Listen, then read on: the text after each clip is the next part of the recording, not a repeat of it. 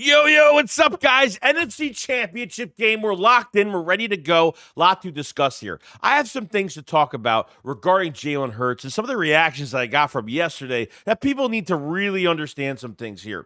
We're talking about Jaylen Hertz's injury, the update for that, Quintin Mitchell injury update, Jaylen Carter, the powerhouse that he is. If there are more ways to free him up one-on-one and get that matchup, man, it is going to be a nightmare even more for teams. It's insane. A lot to talk about here. Let's get into it.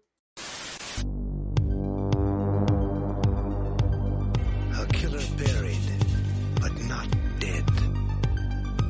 Darren, we better turn around. Because I've seen enough horror movies to know any weirdo wearing a mask is never friendly.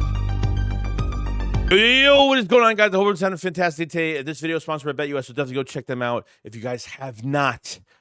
We are locked in. We are ready to go. NFC Championship game on the way, and we're just enjoying ourselves from this win in the divisional round against the LA Rams, okay? Now, a lot of things, even I woke up middle of the night last night, saw a lot of hateful comments last night. I don't know why.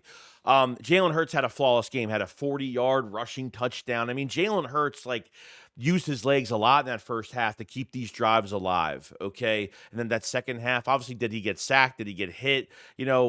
He fumbled the ball once, whatever. But at the end of the day, he never turned the ball over. You look at all these other quarterbacks, I looked at, it was funny because there was a picture that popped up last night after Josh Allen, the Bills played, Lamar Jackson played last night. I mean, the statistics from Josh Allen were almost identical to what Jaylen Herz did, but obviously they're going to respect Josh Allen a lot more, okay? The one thing I could say about this game with the weather and everything that was going on in this game, okay, Jaylen Herz did what he was supposed to do to win the football game, and that's what he's been doing all year. That's what he's been doing since he's been in Philadelphia, okay? There's no hate towards this quarterback. The only hate that I have right now, and I think we can all agree with, was they want Hertz to execute a game plan that just didn't fit the day with the bad weather persisting to come, okay? And that was really the big thing, to be honest with you. Even Seth Joyner said this shit last night, this vertical passing attack that they didn't need to do, where Hertz is holding on to the ball for so long, where things are taking too long to develop. This isn't a quarterback issue. This is a route combination, creative play type issue. Okay, that's where I'm at with the entire offense. It had nothing to do with Jaylen Herz. If I was to blame anybody, it would be everybody else but Jaylen Herz. Realistically, Hertz would have had more touchdowns in this game, whether it was passing, rushing, whatever it was. Mekhi Becton on the Dallas Goedert screen pass that he got tackled inside the 5-yard line. They would have scored on that, but that's on the offensive line. Lane Johnson, false start on the tush push. Not Jaylen Hertz's fault. Resulted in a field goal. How much more they could have done? They had A.J. Brown drop 2 passes. Devontae Smith had a helmet-to-helmet. Unfortunately, a throw downfield, unfortunately. Not his fault. He got hit in the helmet. He loses the ball. It's what it is. And the weather got worse. So I have no blame towards this quarterback whatsoever. They took a couple unnecessary sacks. Protection I didn't think was great in this game. But like I said, there was weather permitting. It's going to get ugly. And that's what happened. The Eagles come out with a win regardless. The Eagles ran the ball well. Hertz was smart with the football. And that's all I could ask for in this game. If I was to blame anybody from this game, if I was to point the finger at anybody, it comes down to the coaching staff on that game plan they had. They wanted this offense to really execute. And, there's penalties, and obviously there's other things that happen in this game that are going to hold this offense back. It had nothing to do with Jaylen Herz. What I expect Jaylen Herz to have is a game where he passes 16 to 21 times. You never really go past 21 times when he passes the football. And you protect the football all game. Your defense plays at a high level, and you win the football game. Boom. That's it. That's what we got in this game. Other than a few mistakes, penalties, self-inflicting wounds that had nothing to do with Jaylen Herz in this game. So that's where I'm at with the situation, so people could stop crying over it, that I'm like busting this quarterback, because half of these people don't even watch these full videos that I make regardless. So that's where I'm at with the situation. They look at a thumbnail and they say, they read the thumbnail and they're just like, he's hating Jaylen Herz yet again. So that's where I'm at with the quarterback. I was very proud of the quarterback. And like I said, if there was any blame, it's just what they wanted this offense to really carry out. And on top of self-inflicting penalties and mistakes they made later on, had nothing to do with Jaylen Herz. Flawless game by Jaylen Herz. But to talk about Jaylen Herz and his injury, okay, with the knee, he's not going to tell us what it is. He's not going to tell us if he's in pain, not in pain. He's not giving any type of material to the Commanders to update them on how Herz is feeling right now. From what the doctor said on the Seth Joyner podcast or anything the other night, I mean, he was walking pretty good. If he's walking pretty good right now, I don't know if it's a light PCL, a PCL strain or something like that, but it could be that if that's the case. We all know, like, it seemed like he had no movement, or maybe just, it was the safety that he took, the big safety tackle that he took in the end zone, that maybe he just didn't have any side movement at that point, or he couldn't really run out of that situation. But he will play this week. Jaylen Herz will play this week. Ian Rappaport said he will play. And that's where we're at right now. I don't think we're not going to know this week. We won't know until the season is over if, like, that knee, like, we're going to see how much mobility he's going to have, if he can do the tush push. And I mean, he went back and tried to do the tush push. I mean, he did it. You know what I mean? So obviously his knee felt probably a little bit better, but obviously in the cold, and he's getting hit, and everyone's getting hit, and everyone's dealing with little injuries, and I completely get it. I think he'll have something wrong with this knee, but I don't think it will be that serious. I think he'll do just enough to win football games, and I think he'll be fine. They'll rest him up for a couple days, and the doctor thought that this wasn't going to be more than a week's injury, so I don't think it's as serious as everyone thinks it is, but Hertz is not going to give us any answer on it. So I don't think it's serious, but, he's got to rest up a little bit this week, and he'll be ready to go by the end of the week for the NFC Championship game, so I'm not really worried about that. So that's really the update on Jaylen Herz and that knee. Quintin Mitchell left the game, okay? Quintin Mitchell left the game. Now, it looks like it was an AC joint. Missed the entire most of the entire game. They could have put him back in this game. They want to be really safe in the moment, and like I said, I think Isaiah Rodgers, he had a fumble recovery in that fourth quarter when Jaylen Carter popped it out, which was great. So I thought he did good there. He came back with some really good plays, some nice deflections, couple picks maybe he could have gotten that he dropped, but I thought Isaiah Rodgers filled in really nicely, gave up a few big plays, but I thought he did good. I thought he tightened up really well by the end. But with Quintin, he will be back, no issue at all. It was a grade 1 AC joint, so not serious at all. And it made me a little nervous that they kept him out the entire game, but I guess they were like, you know what, rest him up. They felt like they were going to win that game, so they felt pretty good about it. But having Quintin back next week is well needed, and they definitely need him. I thought Slay had a really good game too. I thought that a lot of them played pretty solid, other than a couple of the big plays that we gave up. But Quintin, being a full go for the NFC Championship game is great.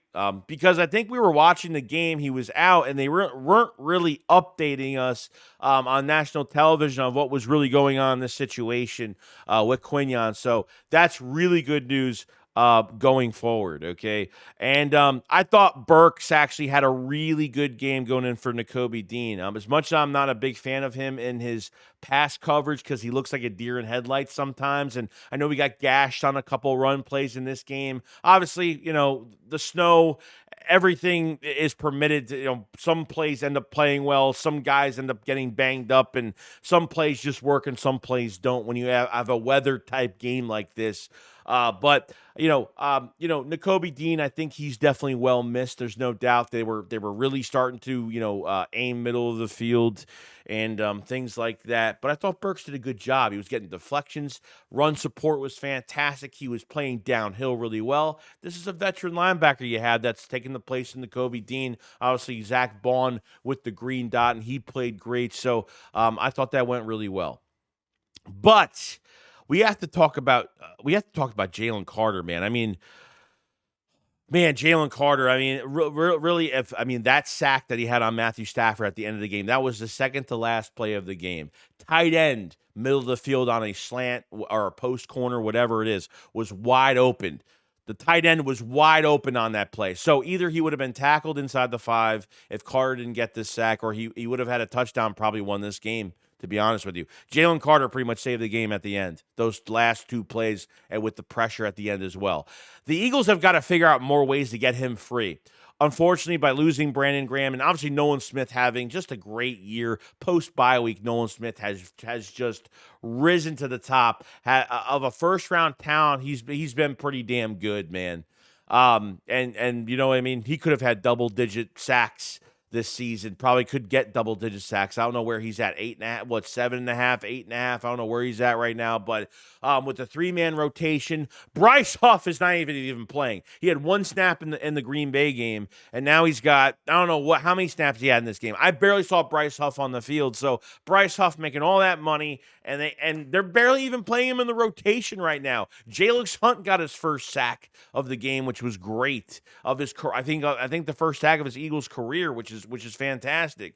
So Jaylen Carter, they have got to figure out ways. And yes, like I said, once next year comes in 25, when they get another apex predator on the edge and they get someone that gets more attention, I think if they can try to somewhat in the rest of these playoffs, the NFC Championship game, to the Super Bowl, if they make it that far, try to get him in these one-on-one situations. I know they tried to run some stunt plays. They tried doing some different things to kind of get him free a little bit, and it definitely worked.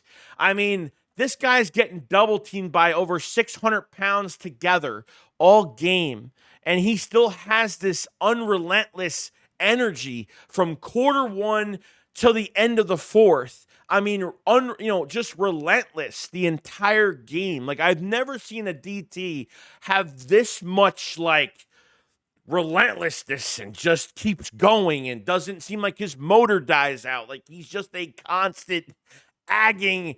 He's just a destroyer. Like, a constant destroying, nagging pain in every offense's ass. That's what he is every time, man. And I mean, I don't know how the hell this guy landed at 9 for the Philadelphia Eagles. I don't know how all these teams passed up on him. I don't know how that happened. It's crazy. So Jaylen Herz has become one of the,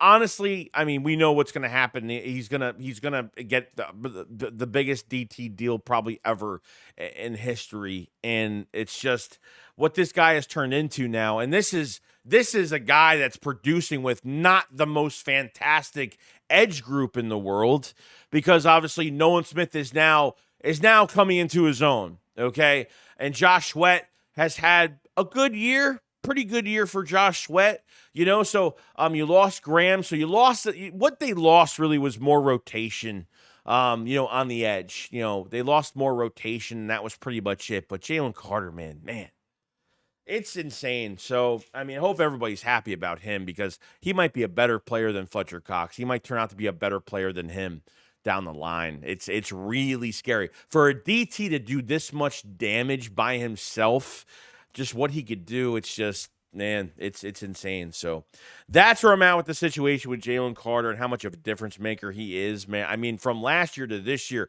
remember last year his motor used to run out, and he used to just, he showed flash last year, and, he would get, his pass rush, his pass rush ability, his skills, his hands have become more violent, and just technique standpoint wise, it's just looking so much better. The Georgia boys taking over that defensive line. There's no doubt about it. So that's where I'm at with the Jaylen Carter situation. The defensive line in general has just been great. And it is what it is. I wonder how much they were actually slipping and sliding in this game in the rain against, in the snow against LA, and what was going on in this game for the defensive linemen. So we'll see what happens, but just a great game. But other than that, that's pretty much it, guys. We talked about Jaylen Herz and how flawless he was. We talked about Jaylen Carter. We talked about the injury updates with Hertz's knee and Quintin Mitchell. You guys let me know on that situation. And what do you guys think of Burks filling in for Nakobe Dean? Did he have a good job? Do you feel more comfortable with him? Do you kind of say, man, Trotter Jr. not getting any opportunity? So you guys let me know, and I will see you guys on the next one. Shakes, what up, File Sci? You guys have a great day.